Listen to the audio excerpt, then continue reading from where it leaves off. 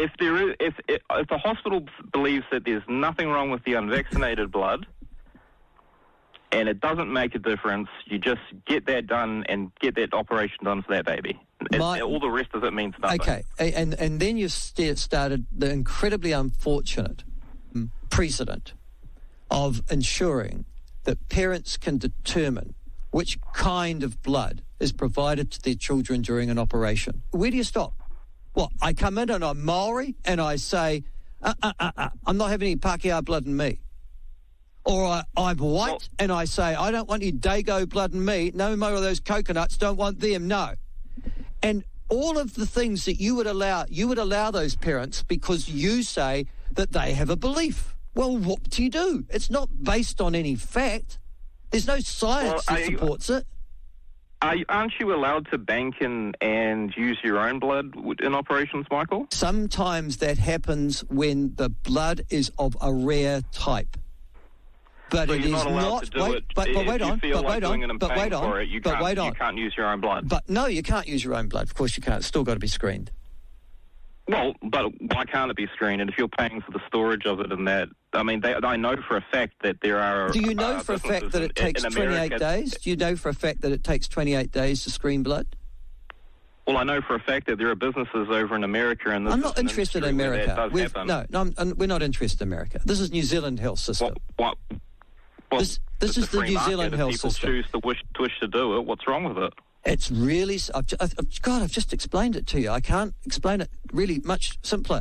One, there's no basis there's no reasonable belief to object.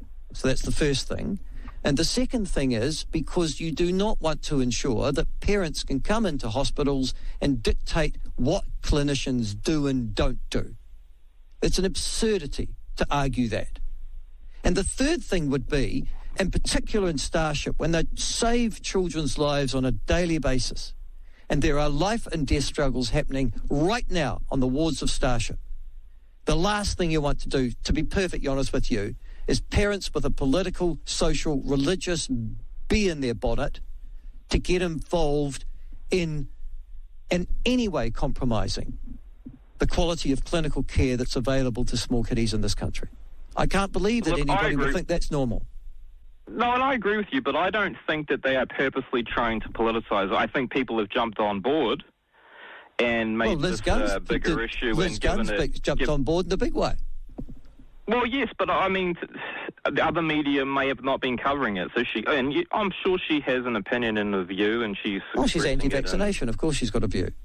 And this is So I mean, but I mean, the parents still at their heart are doing it because they're worried about the effect it might have on their child. And I think... Listen, I'm sure that's what they believe. I'm not arguing with that at all. But it's a bit like Jehovah's Witnesses saying, well, there you go, it's not in the Bible, so we're not going to do it. At that point, the greater good needs to take place. You go, nah, we're not going to compromise. No, this kiddie's life, sorry, we're off. And you can have your nutty beliefs.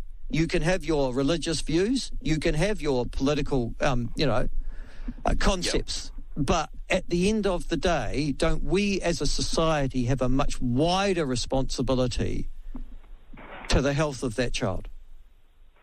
I think we do, but I don't think we're compromising this child's health if we do a quest to... If the medical... Like I said, if the doctors do honestly believe that their blood is no different either way between them, and it's just a personal preference, and if they want to take on the cost, then, in my view anyway, I don't see an issue with that. All right. Okay. Thank you, Bradley.